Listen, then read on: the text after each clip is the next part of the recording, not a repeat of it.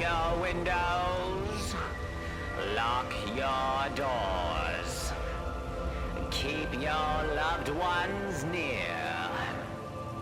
Time is running out. It's here for fear.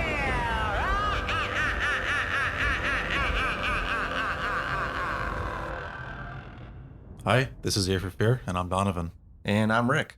And this is the podcast where we talk about scary movies or movies trying to be scary. Today we are going to be talking about 1985's Re-Animator. We were supposed to be doing The Exorcist, but because of this damn coronavirus, we decided to push that episode back a bit, just because we were going to have a couple guests come on. And, social distancing and isolation, it just felt... we thought it was a good idea to keep it to just us two and not have four people in a confined space. Exactly. So we'll do The Exorcist down the road, because we definitely want to have our two guests on for that. But we switched it up and we decided to do 1985's, H.P. Lovecraft's Re-Animator. So before we jump into this, let's do a kind of a quick synopsis of the movie. Herbert West, who is played by Jeffrey Combs, is a Swiss scientist who has discovered a fluid that brings dead tissue back to life. After the suspicious death of his professor in Switzerland, West moves to a new university in Massachusetts to continue his research. He involves fellow student Dan Kane and his fiancée Megan Halsey in his research by experimenting on their dead cat. Dan, who is fascinated by West's research, agrees to smuggle him into the hospital morgue. From there, they become involved in bizarre experiments centering around reanimation of dead tissue.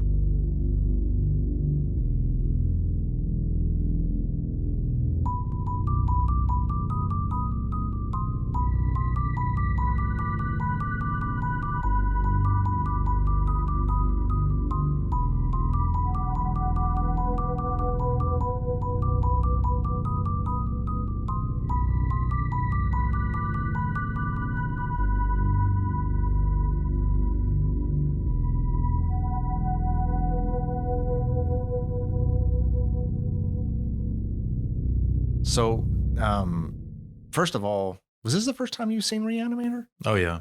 Okay, because I've seen it a few times. I want to say maybe the third time I've seen it over the years. It came out in 1985, and I remember seeing this in the movie theater. I went up to visit some family up in Reno, and we went to the movies, and we saw a double feature of Re-Animator and Weird Science. Oh, that's a packed lineup, actually. Yeah. I want to say probably Re-Animator was the first movie, and maybe Weird Science was the latter. It was a long time ago, but I thought that was kind of a cool double feature, Yeah, I mean, they're totally on the opposite ends of the spectrum. They really are. Like, the only thing keeping them together at that point is, like, Weird Science. As in, literally Weird Science. Pretty much, yeah.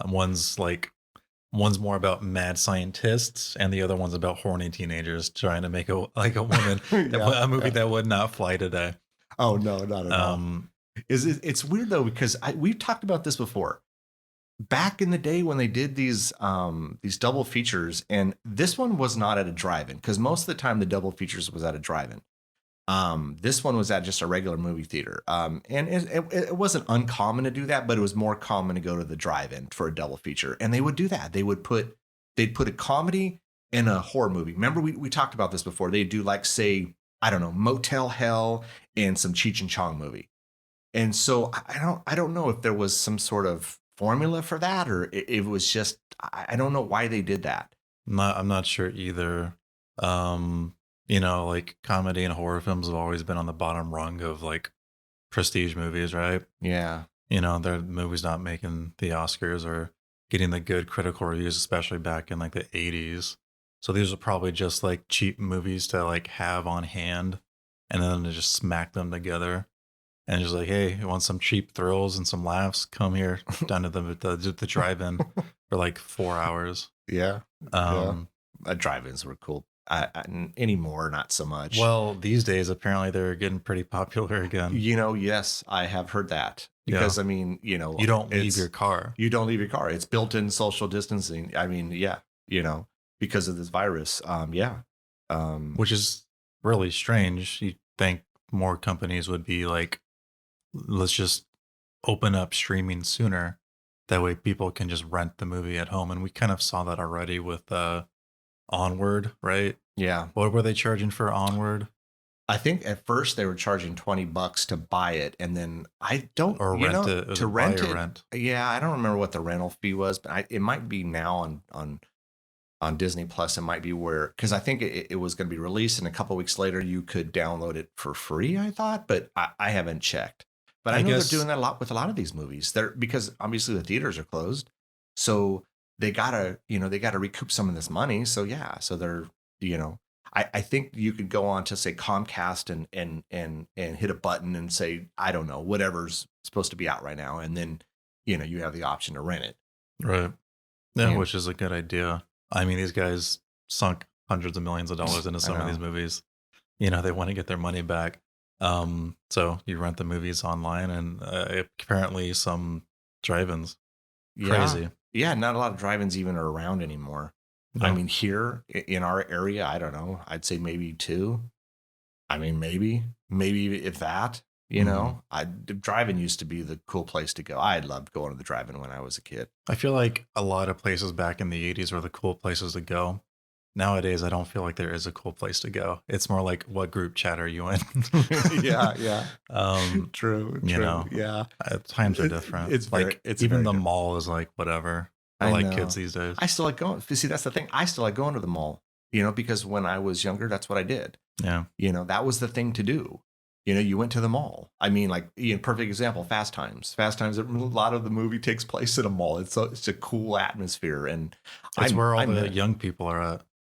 Yeah. And young people still go to malls, but it's not like you Not hear the as term much. mall rat anymore. No, you don't. Yeah. You don't. And it's a shame. We're getting ahead of ourselves, though. We're Yeah. losing track. Yeah, that's we're all right. talking Re-Animator today. So I've seen this before and you haven't. And what did you think? Yeah. So I've known about this movie for at least a couple of years. Like as comfort food will be on YouTube a lot. So, occasionally I'll watch like a top 10 list and forget who I'm watching. Watch Mojo, maybe. Like they'll do top 10s like fucking every single day for like any number of topics about movies and TV shows. And so like they did one recommending horror movies, and this was on their list. And of course, there are other YouTubers I watch that are actually into like film criticism, and this was on one of their lists. I don't remember who, just through the nature of the sheer amount of YouTube videos I watch on a day-to-day basis. I just don't remember. Mhm. So like I've seen clips of this movie, and it always seemed wild to me. The scene that usually pops up is where they're kind of like messing around with the first reanimated corpse in the hospital. And the movie just seems so kind of crazy, like nothing really kind of tops that scene. Well, that's a lie. There's a lot of scenes that top Yeah. that scene in this movie. It is. But yeah. when you see that scene in isolation, it's like, well, this is crazy on a like Return of the Living Dead type of level. But like this is like the base craziness, so we can only go up. So like I knew this was some weird horror movie, maybe like a weird horror comedy movie, and that's all I knew. And I knew there was crazy stuff in it. So when I watched this movie not too long ago for the very first time, I was expecting that. And I got most of that. What I didn't expect was this to be a mad scientist movie. Yeah. Which is exactly what it is. Yes, pretty much. There's actually two mad scientists in this movie. One's more of like a perverted mad scientist who apparently has like powers of voodoo or mind control. And the other one is just kind of like your typical, let's break the barrier of like death type of mad scientist. Yeah, and there was a lot of things I liked about this movie. There are a lot of things I think I'm not a huge fan of. And there's also like scenes where I'm just like, what the fuck? and I kind of wish they didn't cross certain lines. Because, one of these characters you already kind of hate. But yeah, I don't know. I mean, did everything I just say sound positive? A little bit. I think overall I like this movie. I can see myself watching it again. I think there's just like this disconnect from, my position in time, especially when it comes to film, where like if a movie doesn't hit the right pacing for me, I'm kind of bored. And I'm seeing in a lot of like 80s movies where that pacing just isn't there. This movie moves, but for whatever reason, whether, it's just, these characters are standing too much or the camera is too static, where it just feels that the movie it doesn't have this progression, even though it does plot wise, that just kind of makes me bored.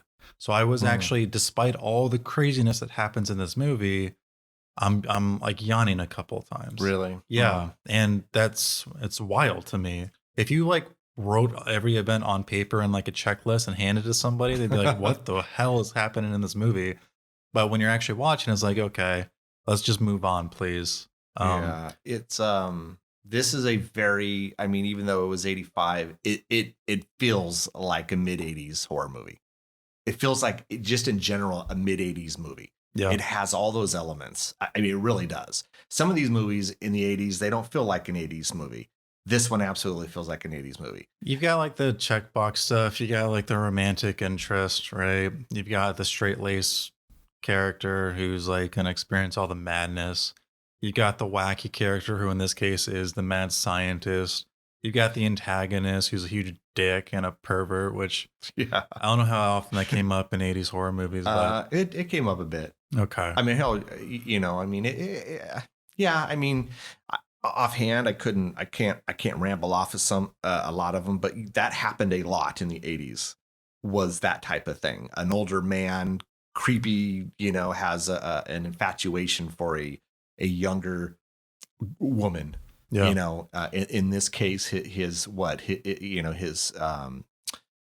Dean Halsey's daughter, Megan, I'm sure he's admired her from a distance for a long time. And we see that later in the movie when he has some creepy ass file on her.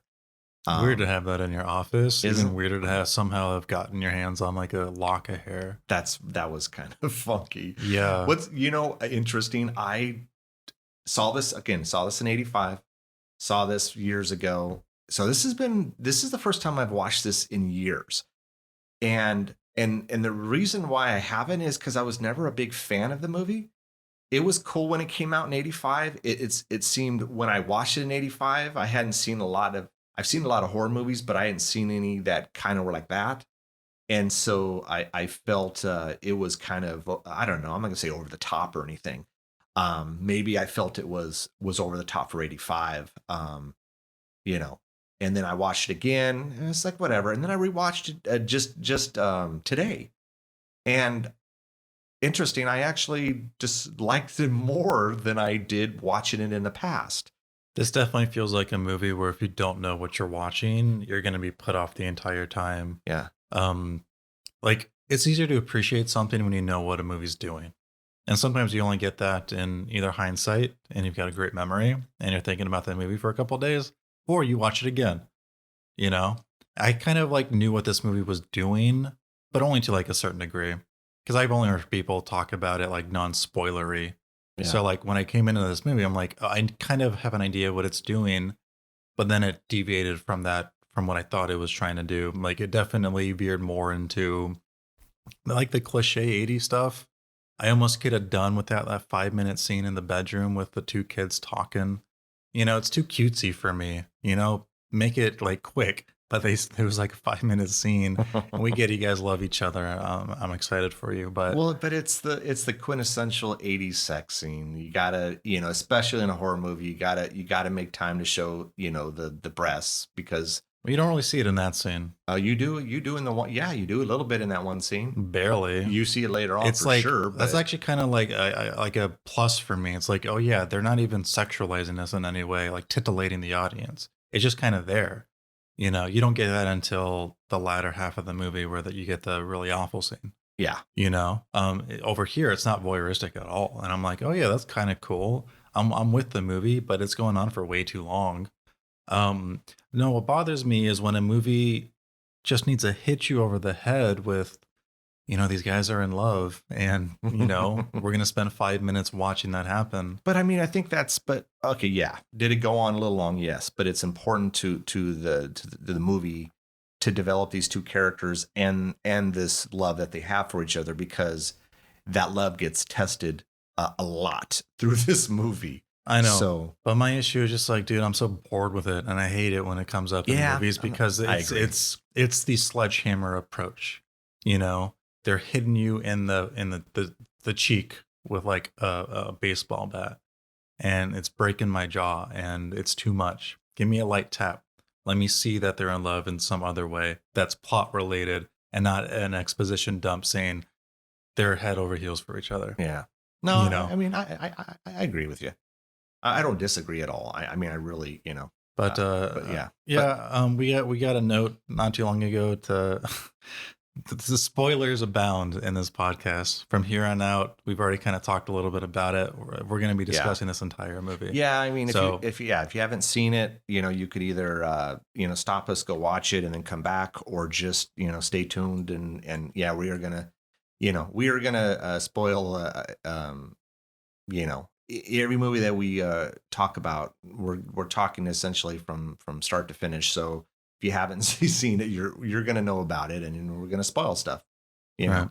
So yeah, so this movie starts with a couple of police officers banging at the door, trying to get into an office, probably at like a university or something, or in a hospital. yeah, And when they finally get in, they see Herbert West, our mad scientist. yeah. And Dr. Gruber, sure, not to be mistaken for Hans Gruber from Die Hard. That's true. That's the exact same name. And this is before Die Hard. Interesting. Yeah, a couple of years. I think, like maybe 3 years before Die Hard. That's funny. And Hans Gruber is dead, and his eyes pop open. Hans and Gruber, that's Die Hard. His name is Dr. Hans Gruber. No, it's not. Is it seriously? Dr. I'm looking at Wikipedia right now. It's Dr. Hans Gruber. Is it Hans Gruber? Hans.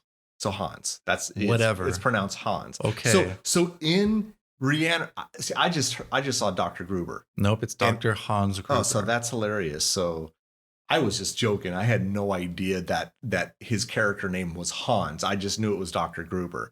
That's fucking awesome. Yeah. Dr. Hans Gruber's not looking so good. We find out that he died. Herbert West brought him back to life with some fancy magical reagent, basically a solution to bring a reanimated tissue back to life, right? Yeah. Yeah. Herbert West gave him way too much. His eyes pop out. So, we're getting a lot of it. See, this is economical. This is fantastic. I love this. We're getting the movie in a microcosm. This movie is crazy. It's going to be a little bit gory. It's going to be a little bit over the top. Herbert West is crazy. That this movie's going to be about bringing basically a zombie movie in disguise. They're not zombies, but they're essentially zombies. And that too much of this solution is going to make the body go bad. So like in a quick 2-minute scene, we're getting a lot of information. So hold on. Okay. Compare this to what is it? I forget their character names. Dan Kane and Megan freaking having fun times while saying, "Oh, my dad is the dean. Oh, my dad, I call him daddy," and all this stuff, and we're in love. 5 minutes of that. And this 2-minute scene goes over all of that. I know. Without saying anything. See, this is when the movie's doing great for me. So rewatching this, I'm like, I know Donovan loves this intro because this intro spanked of Dead Alive, which I knew you loved. Yeah. And this was a little, it was a little shorter, but it got right to the point, Yeah. And I knew, and then it goes into that 80s music and that intro. And that's a cool intro, by the way, with cool all intro.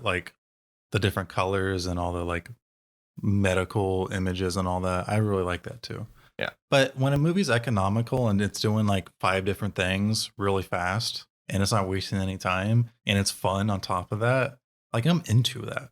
Yeah. When you got clever filmmaking, and that's very, very clever. A lot of this movie is clever, but it falls into the trap of, well, let's do the lazy thing. And I'm not going to fault it. It's not like every movie can be like an Edgar Wright movie or a Quentin Tarantino movie. No. Where they're just jamming a million ideas into every 1 minute of film time. Well, reality is there's not a lot of filmmakers that are like the two you just mentioned. I know. I mean, but this one was, this is directed by, real fast, and we'll jump back into it, Stuart Gordon, who actually just died about 3 weeks ago. He did Dolls. Did From Beyond, and he did Fortress. I've seen all 3. they're okay. You I know, wouldn't mind. Dolls, I wouldn't mind talking about Dolls at some point. Dolls was, Dolls was a movie I liked when it came out, and then I rewatched it a few years back, and it didn't hold up as much for me. It doesn't mean it wasn't a good movie. It just wasn't as good as I remember. From Beyond is I don't know if you like that one or not. And You're forgetting a movie he did. He did Honey, I Shrunk the Kids. I purposely left those out. Though, one of the because greatest movies of all time. I purposely left that out because we're a horror podcast, and so even though Fortress really isn't a horror movie, I think I saw that once. Re-Animator was his first feature film. Yeah, and he just died like 3 weeks ago. Rest in peace. It's a bummer. Yeah, bummer. But so okay, so we got the cool intro. How does this, doesn't it start out with is he a doctor? He's just a medical student. Dan he's King. A medical student, but he's very bright. He's basically like a full-fledged doctor. He knows his shit. And then he's they're in the emergency room. He's trying to, they're trying to bring someone back, and they fell. And so, he's a little kind of bummed out, loses a patient. This is another economical scene. We see Dan is committed to keeping people alive. So he values life. He's a hard worker. He's competent because he's in a position where he's able to be trusted by the doctor who's kind of helping him along, right? We get a lot of information in the scene too. It's another well-crafted scene. Yeah. But, the patient dies and Dan is very upset about it. The next scene right after, we meet up with Megan at the hospital. They meet each other there, and he's got an ad for a room for rent in his house that he's trying to afford but can't. And then we go to that scene where we get Dan and Megan. They're doing what couples do, and then they're having a good time with each other. We get a lot of exposition. Megan is the daughter of the dean for the hospital / school that Dan is at. Don't we get a scene though inside of the either the morgue or the classroom where Dean Halsey introduces Dr. Herbert West to Dan. I don't know if Dan is there and Dr. Carl Hill. We totally do. So that's important because that's where we meet Herbert West, where Dan and Herbert West meet each other. Yeah, and you could tell right off the bat Herbert, doesn't respect him. Well, not Dan, but the doctor, Dr. Carl Hill. Who's also like a neurosurgeon, basically like brain guy. Yeah, brain guy. He's brain guy. He knows a little bit about the brain. So does Dr. Herbert West and Dr. Hans Gruber, who is of course dead. Hans. Whatever. I'm American. This is how I read it on accident. Hans, man. It's Hans. No, it's Hans. We'll just Mr. Gruber. Dr. Gruber. Dr. Gruber. Yeah, he didn't go to 10 years of medical school for you to call him Mr. Good one, Dad. So Dr. Carl Hill and West do not like each other, mostly because West is very antagonistic. He looks down on Carl Hill. Carl Hill doesn't like that because he thinks he's a big shot. And he kind of is a big shot because at the hospital they're at, the dean is constantly saying, yeah, this guy over here is the biggest grant bringer in guy. Bringer in guy. Well, he's like bringing in probably hundreds of thousands of dollars to the hospital, absolutely, So obviously it's a big deal here. But when it comes to the research, West has already cracked, brain death. So from his perspective, Hill is a pile of trash. And I think he treats him like that. I think he even accuses him of ripping off Dr. Gruber, doesn't he? Like plagiarizing his stuff. I mean, immediately you can tell this Dr. Herbert West he's kind of pompous, very cocky, definitely creepy. But he's your typical, right? I mean, I don't know a lot of mad science. He's your mad genius, dude. He's a mad scientist. He checks all the boxes. He checks all of them. Yeah. And he's a huge jerk to people he doesn't, respect. And he does not respect Carl Hill, Dr. Carl Hill at all. Yeah.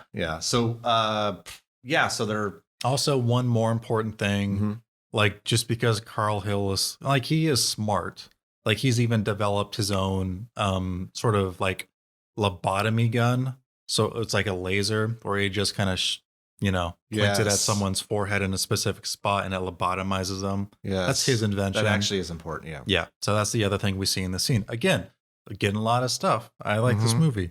We're getting it in just a few minutes. It's great. So we got now we go to the apartments or the house stuff. We get all that exposition about, the Dean's daughter, Dan, scholarship, all this stuff. Yeah. Once you, I won't spend the night. Once you graduate, we'll get married, blah, blah, blah. She goes to leave, opens up the door. Dr. Herbert West is there, startles her.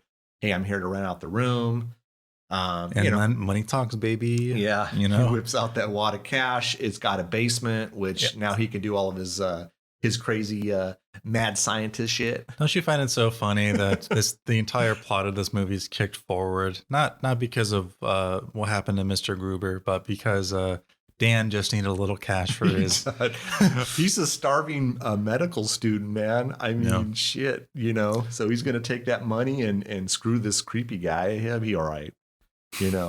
I relate to that quite well. Yes, you do. Yes, you do, Mr. Berkeley guy. Okay, so yeah, Megan has that look. Do not. She keeps shaking her head. Don't rent to this fucker, man. Megan's really smart. She's right. Mr. Dr. West is a crazy dude, and he seems crazy. Like, it's not like he's not hiding it, but money talks. You know what I do like? You're talking about the pacing of this movie. There's no lull. There's not a lot of a lull. I know you're talking about the scene where there's 5 minutes of them, but other than that, there's not a lot of that. When it comes to plot related stuff, absolutely. Like, it seems like every scene isn't wasted. It's the length of the scenes that I feel like go on too long, or it's just the act of the filmmaking, like just a static shot. I find that stuff very boring if there's just one shot held onto a person for 30 seconds and it's not motivated. Yeah. I get you. Like the ones where Dr. Carl Hill are doing his like mind control voodoo stuff, and it's like half lit and light and shadow.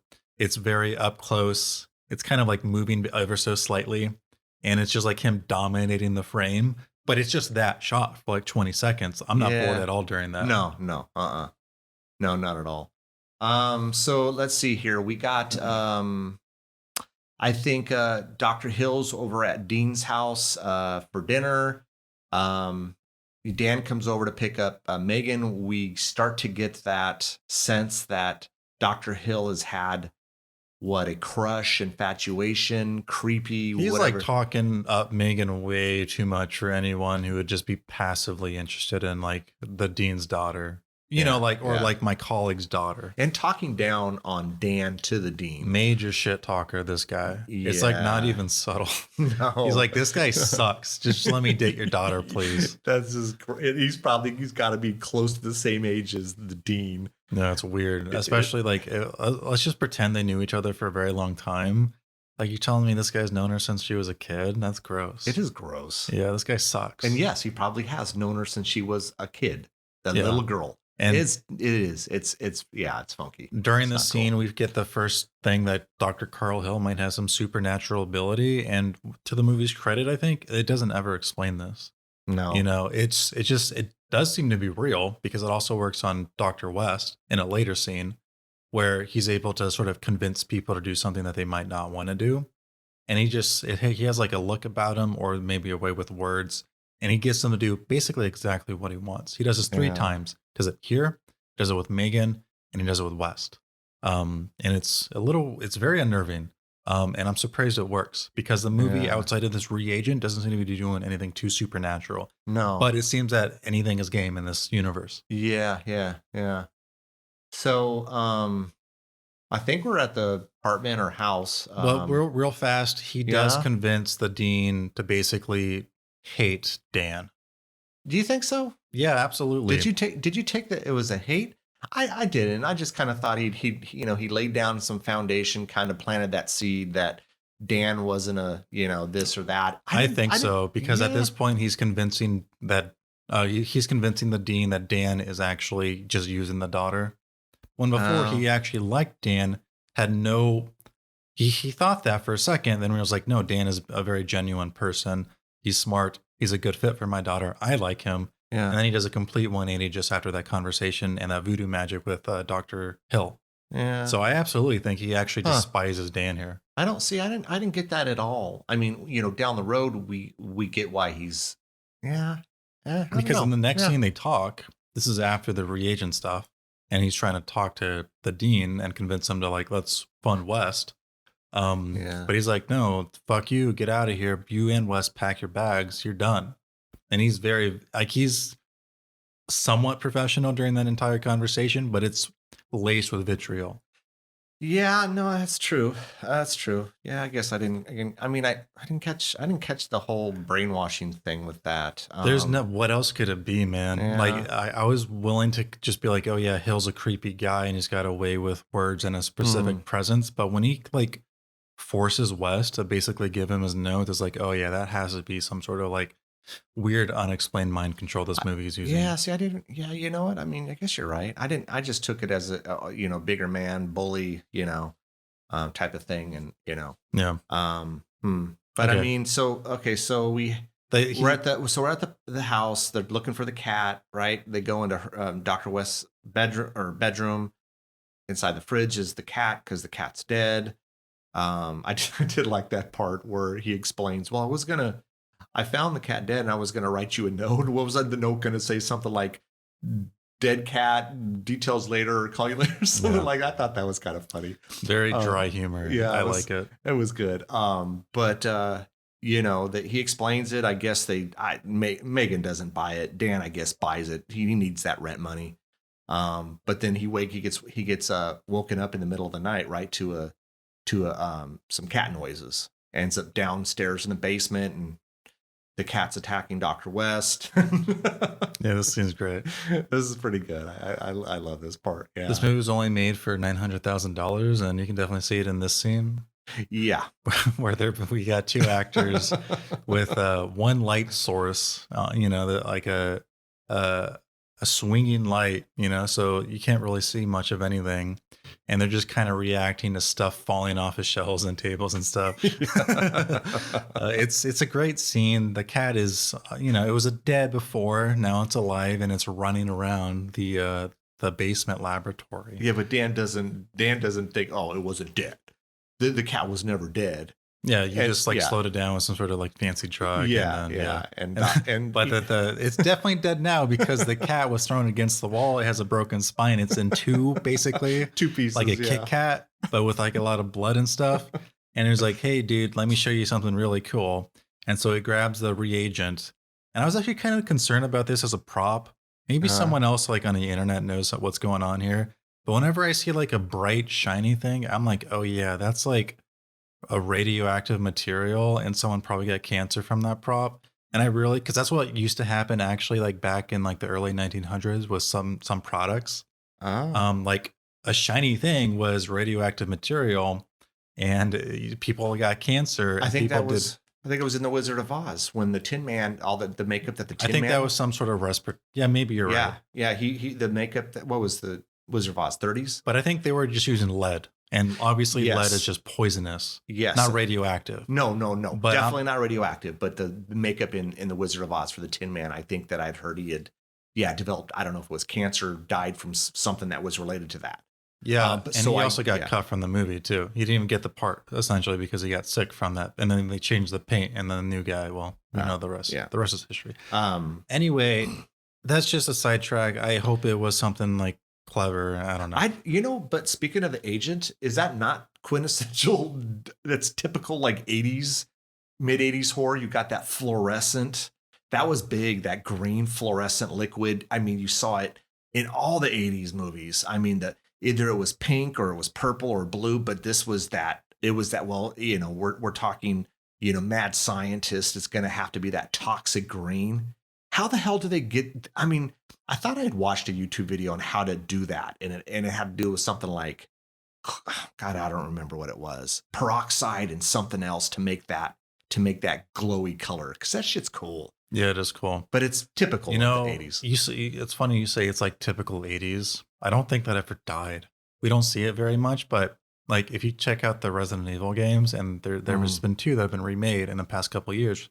Resident Evil 2 remake and Resident Evil 3 remake, and I just played Resident Evil 3. Oh yeah. And there's a vaccine you get at one point in the game, and it's like bright, shining purple, and it looks so cool. And I'm like, oh yeah, this is like a cliche that hasn't died.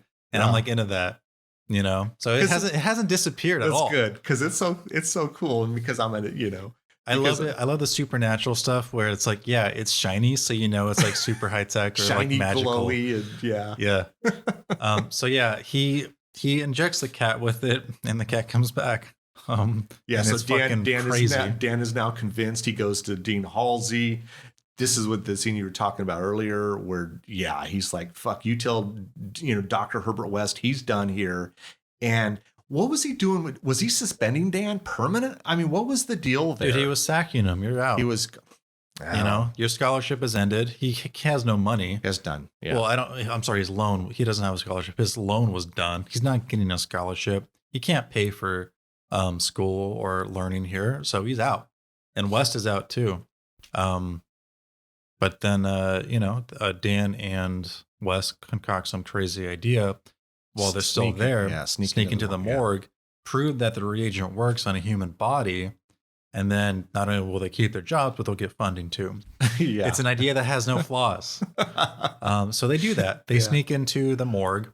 I like the side character cop who's just kind of like on the sidelines experiencing all this craziness. I love this guy. I also love he just does not give a shit about his job. He's constantly taking like 30-minute breaks. Reading nudie magazines, doesn't care at all. This guy's dope. I like this guy. What does he say? I forget what he said. He said there was something he said. He goes, he's like, we have locked doors, but ain't no one trying to get in. Ain't no one coming out. Yeah. I love it. Yeah. He's a cool guy. I feel bad for him because it's kind of his fault in a way. Yeah. He just no, guys, you can't do this tonight. So yeah, they scan the morgue for any number of like viable corpses. They choose the first one they see that's okay, and that's a guy who died of like cardiac arrest. Some big buff guy. They should have just chosen a kid or something. So yeah, big guy. His body's fully intact. He just died that day. It was just a heart attack. His brain's all good. So they inject the reagent. Nothing happens. The first dose was 15 cc. The next dose is 20 cc. And then after a little bit, the body comes back to life. It starts causing havoc. Yeah. Dean comes down because, oh, hey, these guys should not be here, right? Yeah. So he's going to the morgue to like kick them out. He doesn't bring anybody else. He says, Megan, stay up here. The guard is taking a 30-minute break. And he comes into this corpse, and then the corpse kills the dean. Yes. Basically, breaks through the metal door falls on top of him. He gets crushed, but then, he's still kind of alive. Gets his fingers bit off, which is just fucked up. Slammed around the room a bit. And then, what are they? He finally just gets strangled or something. Is that No, he just gets like punched to death. Okay. At least I think he dies that way. It could have been any number of those things. Yeah. Honestly. Yeah. And then could have honestly even died of shock. I mean, this is a big shit show right now. And this didn't go how they planned it. And then like West takes the little head skull cutter and just like slams it through the back of the chest of the guy. Kind of a cool part, killing the heart or whatever, and then the corpse kind of pretty falls cool. in. I mean, it punches. Basically, we see it punch through his chest and come out the other end. It's a cool effect. Yeah, it's a cool kill. I mean, this isn't a slasher, so we're not going to talk about the kills. Like, we're not going to rate them or anything, but it's a cool kill. Yeah, it's cool. I like the construction of it was probably pretty interesting because that guy's head was still like obviously a human head, like the actor's head. Yeah. So they probably had like some like prosthetic body in front of him. They had the guy like probably positioned pretty awkwardly next to the actor who plays West, who then like drills it. Like, I don't know, it's all probably all hidden behind the prosthetic, but it's like neat. I'm always cool about like how an effect is done. The practical effects we've talked about in the past. I love these. And then later on where Dr. Hill is just the head, what they probably did is just they had him like under the table or they just kept the rest of his body out of frame, know? Yeah. I mean, it works. It does. You can tell they're doing some tricks for that. Oh, but yeah. I'm still down for it. So anyway, now they've got the freshest body they have in the Dean. West wants to experiment and give him the reagent. They do, and I forget the dosage. He gives him a slightly lower I dosage. think it was I think lower. I thought it was 15 or I something. thought it like was that, 12 or something. Maybe, I don't remember. He comes back to life. It's obviously not fully the Dean, but he seems to have sort of consciousness because he responds to Megan's cries of daddy. And first of all, dude, you gotta stop saying daddy in films. No, dude, one time is okay. After the one time, it's too much. It's too weird. It is weird. No 20-plus-year-old woman should be calling her dad At daddy. what point did the daddy become weird, though? 1930s, maybe. 1930s it did. Yeah. I don't know. Right after Gone with the Wind. It's like it's okay when you have a kid and they're to a certain age, and then at some age, when they get past that age, it's just dad or pops or whatever it is. But daddy does, or like Rick. I don't know. Shut up.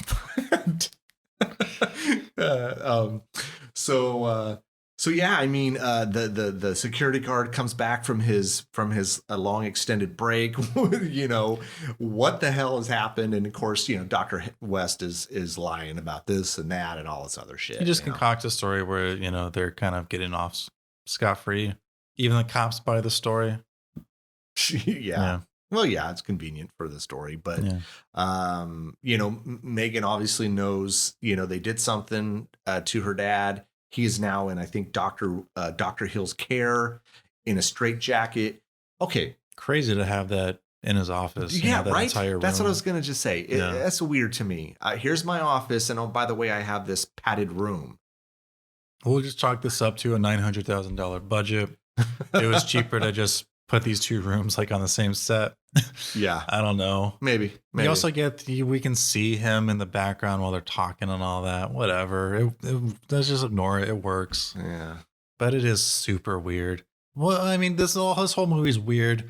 We can forgive this one like infrastructure hospital thing. Like whatever. This is not the weirdest thing in the movie. I know you're a big reader, and I'm not. Have you ever read of any of H.P. Lovecraft's The closest stories? I've ever gotten to any of this stuff is like Poe's poems, which I read a lot of, and his short stories. Oh, okay. Yeah. Okay. Yeah. I think they're probably similar in tone, but I actually haven't read H.P. Lovecraft. From what I understand, the guy was a huge racist, so I'm probably not going to be reading anything soon. Oh, okay. I didn't know that. We'll just say allegedly. I was watching like Red Letter Media, and they were talking about like some movie. Oh yeah, it's because I was just like watching YouTube videos before we were going to talk about what were we talking about like a week or two ago. In the Mouth of Madness. Oh. And they're talking about like H.P. Lovecraft, and then like when Richard was like, oh yeah, H.P. Lovecraft is like a giant racist or whatever. Oh, really? So like maybe he's not, but from what I understand, that's like the general opinion. Oh, okay. So like, fuck that guy. So it's not our opinion. It's just what you've heard. It's what I've heard. I mean, if you want me to just check real fast, it's let me not fact check this really quick. It's not important. If he is it a he? I assume it's a he. Yeah. If he is racist, I don't want to give him any more airtime. That's great.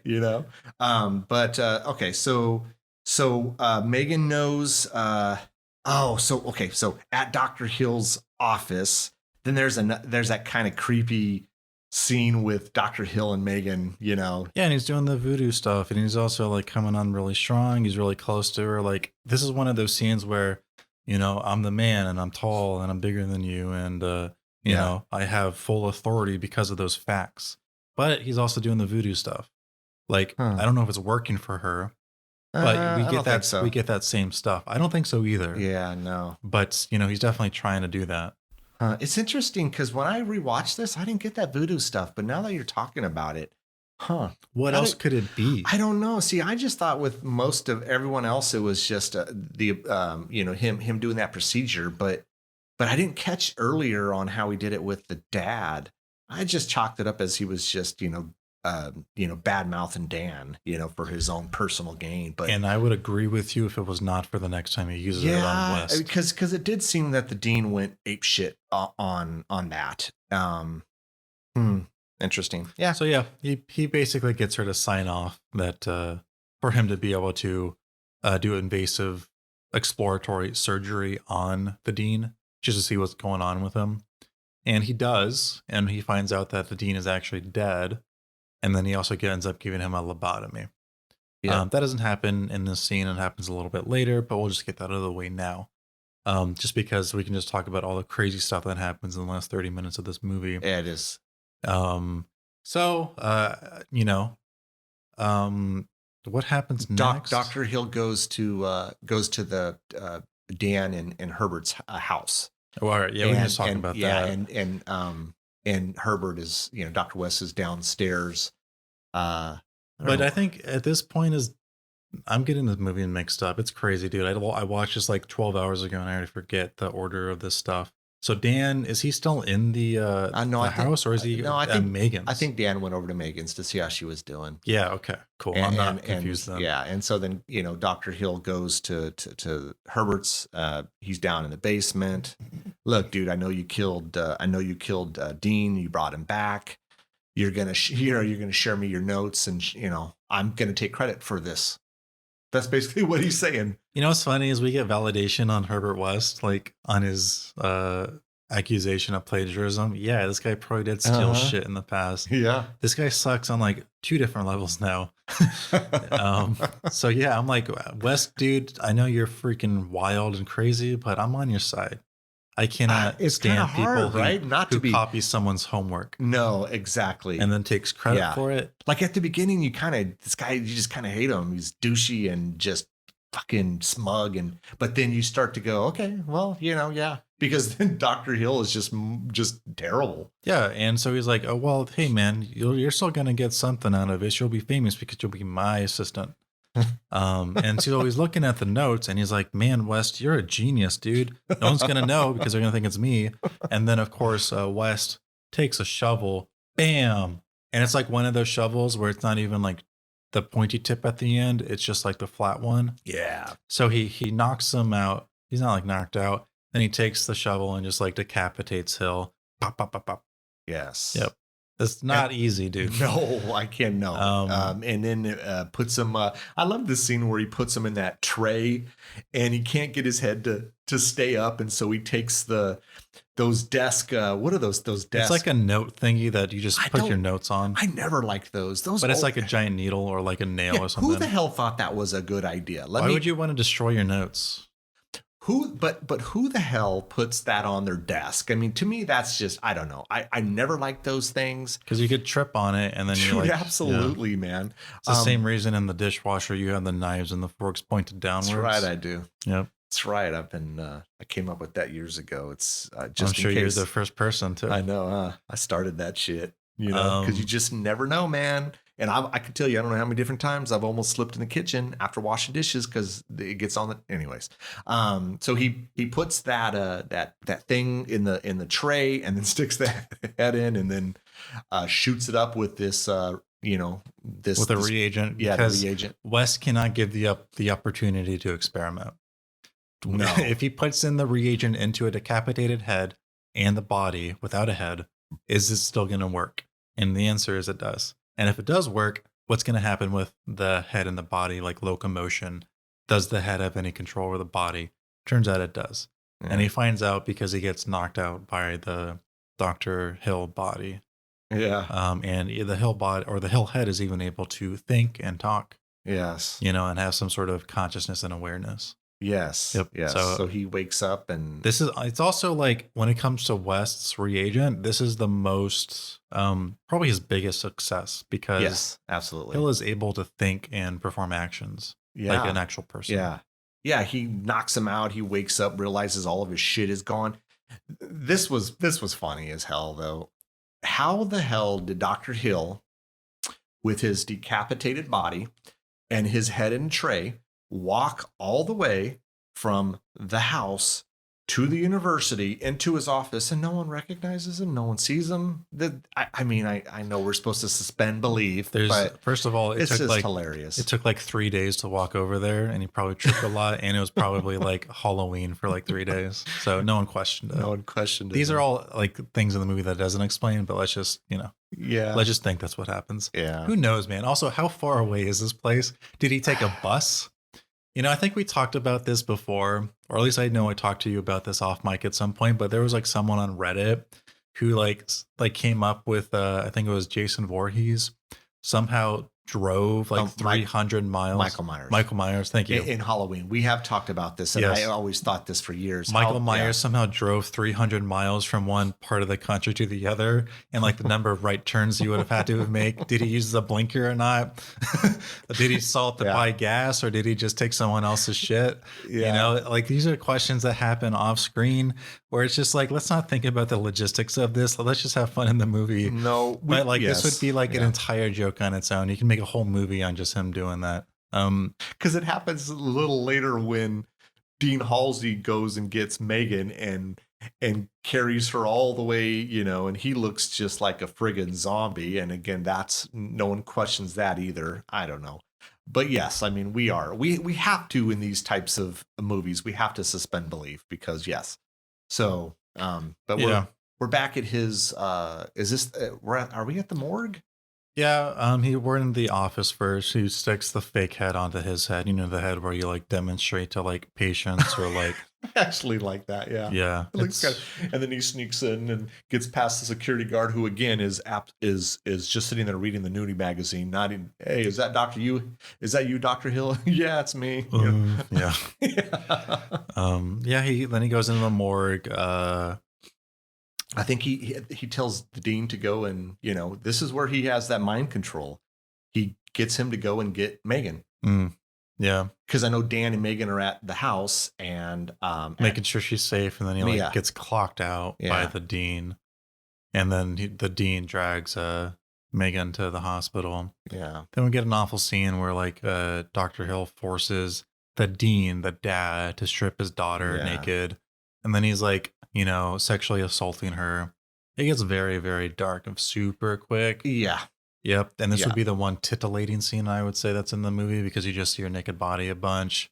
He's touching her. He's, you know, tonguing her, you know, on various parts of her body. Blood's getting everywhere. It's a truly awful scene. And if you did not hate Dr. Hill at this point, you certainly do now. Oh, absolutely. This is like reprehensible shit. And dude, when this scene was happening, as soon as like the dean stripped his daughter, I was like, what the fuck is this movie doing? Yeah. This is maybe the only scene in this movie where like, I make it so uncomfortable for me where like I don't want to watch this movie again just for this, you know. It's awful. It's awful. It's not a good scene. Yeah. What's crazy is at this point in the movie, there's only like 10 minutes left, so a lot happens in the next 10 minutes. Oh yeah, I mean a lot of stuff. Yeah, I think you know, Dr. Wes gets Dan, you know, he goes and finds him at that house. You know, he had been knocked out and hey, we got to get to the hospital. You know, Dr. Hill stole my shit, blah, blah, blah. You know, Megan's gone. We got to go. And, you know, yeah. So. And then we get our action set piece. We get in confrontation from West and Dr. Hill. West is actually, you know, this is like West is a good guy, which we haven't seen before, but this is West, you know, distracting Dr. Hill, both the head and the body, so Dan can free the strapped down Megan and clothe her and all that. And he does. It's like West is kind of a good guy now. And then of course everything goes to shit because hey, Dr. Hill has, you know, he's reanimated all the morgue corpses. And he can somehow like control them with his brain.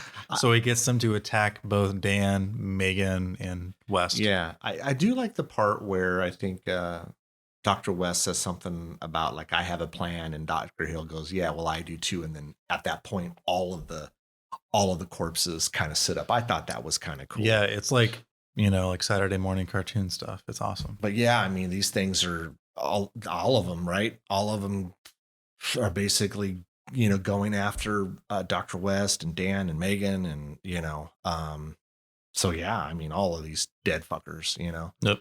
all kinds of crazy shit going on here. Yeah. This last scene is interesting. It reminds me of both The Thing and The Return of the Living Dead, where you've got these corpses. And then at one point after West is like overdosed the Hill body. And the Hill body's got like entrails acting like tentacles or worms or whatever, attacking West. Like it's very crazy, this scene. Yeah. But it's basically just an action set piece where, you know, we get the final confrontation between Hill and West and Dan, and the zombies are going crazy and attacking all of our heroes. And they somehow come out on top, mostly just by running away. And then West gets the big hero moment where he injects, his body. His body kind of explodes. And then West kind of sacrifices himself. He can't escape. And then he ends up throwing what's left of his research and the reagents to Dan. Yeah. And He then tells him Dan to and grab Megan his, escape. tells him to grab his bag. I think his notes and stuff are in there. We don't actually see West die, but it's presumed that he dies just because he's trapped. They did do a sequel or two. So, let's pretend those don't exist. Okay, let's pretend. Let's pretend this is the only Re-Animator movie. So Megan was able to get Dean to kind of realize, hey, I'm still your daughter, and help us. And so so we have a a zombified Dean kicking some ass before he gets ripped apart. Before he gets ripped apart. Yeah. But Dean honestly gets a rough hand this movie. He seemed like a good guy. Kills a huge asshole. Did his voodoo magic on him. And that's kind of, there's a lot of stuff in this movie where if just like one thing didn't happen, the rest of this movie wouldn't have happened. And, that's always a sign of a good movie because it makes almost everything that the character does both motivated and relevant to the plot. That's just solid writing. This is a good movie. This is a well-written movie. So after, this action set piece happens, Dan and Megan run to the elevator. Megan gets caught by another zombie. Dan runs all the way across the hallway, grabs an axe, comes back. Well, he's been gone for like 30 minutes at this point. So he still chops the arm off of the zombie, but because Megan's been strangled for the past like 10 minutes, she's dead. It wasn't 10 minutes. It just felt like 10 minutes. No, I mean, yeah.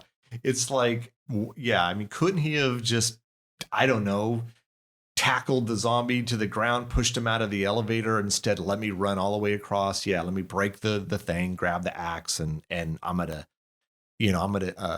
chop off this dude's arm, But yeah, I mean, she gets strangled. They finally get up to whatever the next floor where all the people seem to be, and they try to bring her back to life. And well, they try to stabilize her, or get a mirror of the very first scene we see Dan in, where he's performing CPR. Well, he's doing the rhythmic heart press. I don't know what you call that. Yeah, that he did on the very first patient we saw him in. Like the second scene of the movie. We get the exact same result. Megan is dead, and everyone leaves the room, and then Dan pulls out the reagent, says I love you, Megan, and then we cut to black as he's putting in the reagent into her neck. I forgot this part. This is a really cool scene. It's a very dark scene. So what I am referring to is he goes to get the agent, the scene turns dark, and all you see is the agent, this fluorescent, green color. And then you see it start to disappear. And then it just cuts to, that's it. Well, it's already cut to black. You see that depress into her body. Yeah, but the movie ends. Right. But we get a scream. I love it. Yeah. I love it. I forgot this part. This is a cool little scene. It's a nice little flourish of the rest of the movie. It's a nice little bit of garnish. Yeah. So yeah, it's. But I also like this last scene because for West, it was kind of like this intellectual pursuit, or like this, screw death, we can make it stop. Like it was, intellectually or academically motivated. But for Dan in that moment, the only thing driving him was just, the fact that he loved this person. Yes. So, there's this movie at the very end just says, well, there's two things that can make us do pretty crazy stuff. It's just the pursuit of knowledge and, the pursuit of love. It's smart. It's a nice little capper to the movie, and it makes it all the more like horrific even. It's good. I like this movie. No, it's I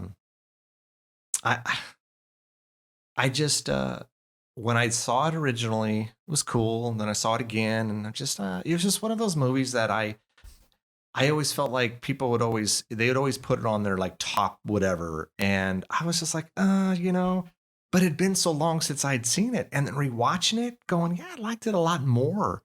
It's funny. I normally don't do that. Normally, I think I like a movie, and then some years go by, and I rewatch it, and I go, oh god damn, what was I thinking?